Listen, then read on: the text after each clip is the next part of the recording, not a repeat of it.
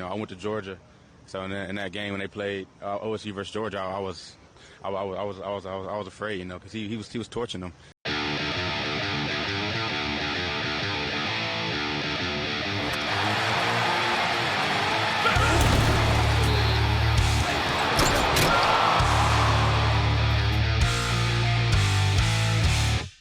Okay, as far as the guys who are available and on the practice field, at least for the last couple of days, one was Nick Chubb.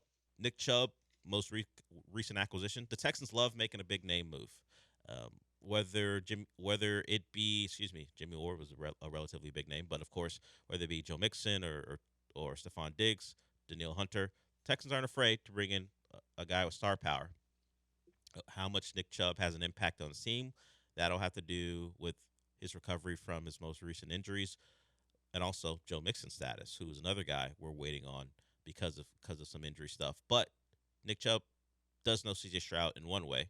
He watched him play against Georgia when he was at Ohio State, and he watched him play as a Texan against Nick Chubb's former team, the Browns. So now that he has seen him in person, what are Nick Chubb's thoughts? Player, I went to Georgia, so in that game when they played OSU versus Georgia, I was afraid, because he was torching them. And he's a great player. I was on the Browns 2 years ago in a playoff game. We came here and torched us again. So I see what he's about. He's a great leader.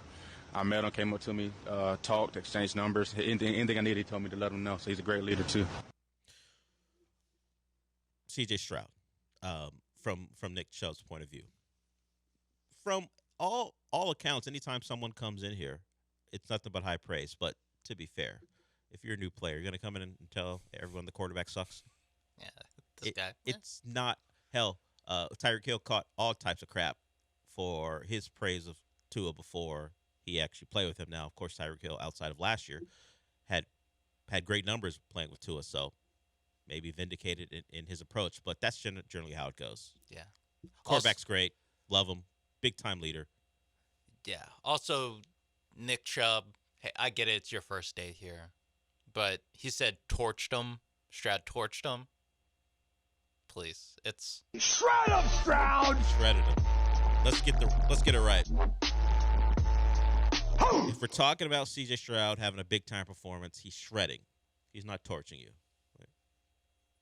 If his name started with a T, then you could say torch him. Yeah.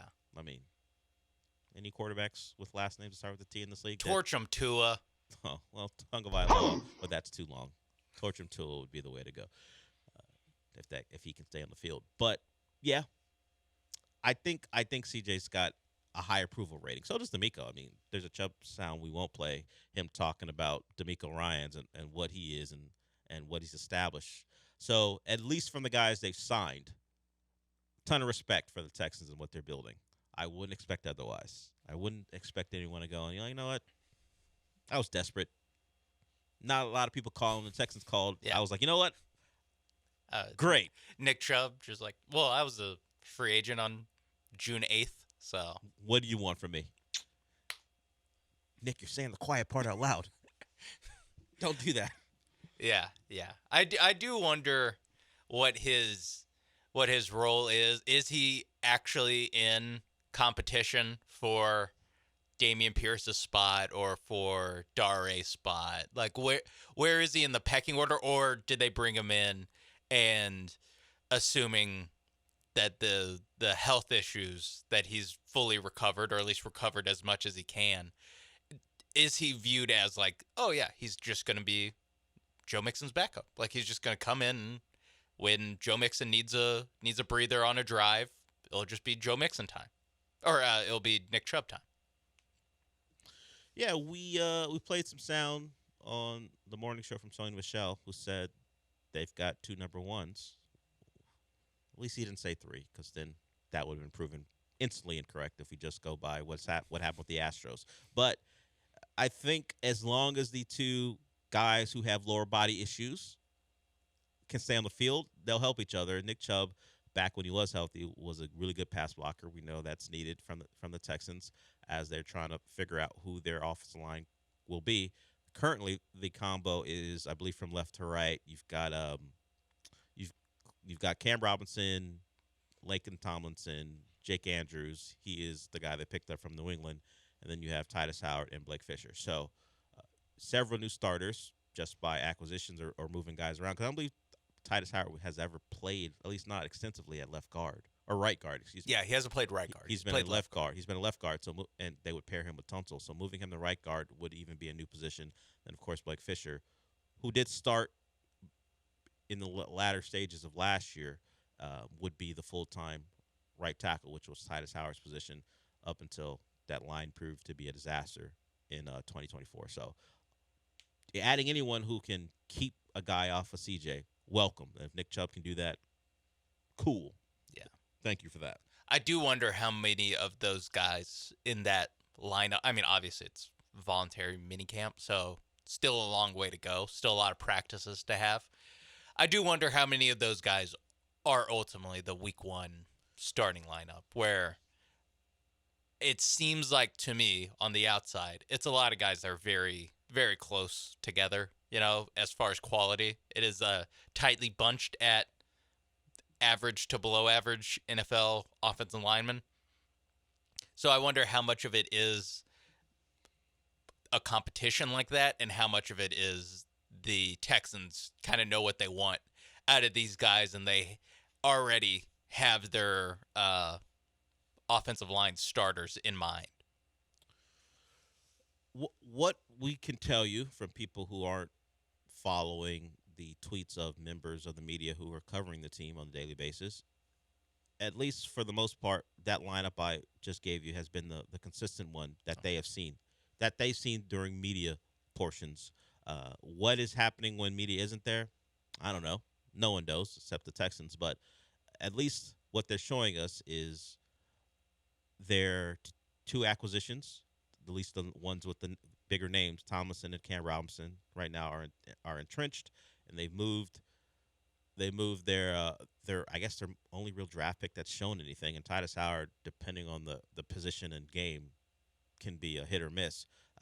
They moved him to a new spot, and then the combination of Juice Patterson, as we called it last year, not even part of the starting five. They're apparently more likely to be seen holding like blocking pads than in the first team group right now. Yeah, I'd be surprised if neither Juice Patterson is like one half of Juice Patterson isn't starting. Yeah, it would be quite a rise for Jake Andrews if he goes from a guy on the street to starting. But Cole Popovich was in New England, and that's where Jake Andrews came from. So there's a connection. There is a connection there. So if he liked him during his time there, that can make some sense. And we know, despite no Bill O'Brien, the Texans still are full of people who spent time with the Patriots, particularly when it comes to their big decision maker and their O-line coach. So Nick Chubb on CJ Stroud. The quarterback I'm going to play for is pretty good. Yeah, the good quarterback that again had an awesome game in the college football playoff game that I was at and beat us in the playoffs. Guess what? I think this guy's good. Mm-hmm. That's me, Nick Chubb, football expert. The 2 games I watched of this guy, who's generally high regarded. I can confirm. Are you saying it's not going out on a limb to say that that it's CJ like, Stroud's good? Oh, yeah. And I did want to clear something up. Cole Popovich wasn't there in New England. He had departed from the organization when Jake Andrews was part of the team. Was Kales there? I'm not calling him. Remember, we said we wouldn't call him Kales unless he calls the bad plays. Oh, bad plays. Yeah, when he calls the bad plays and CJ can't make them good plays, we'll call him Kales. Sorry. Kales. Just thinking about the offensive line makes me think that there'd be bad plays. Well, it makes some sense. Kales was with the Rams before, so the connection would be, hey, New England had him, and we're New England guys. Let's bring him in. I got you. Yeah, there it would be. So he did not play under Popovich, even if he was maybe just the assistant O-line coach there.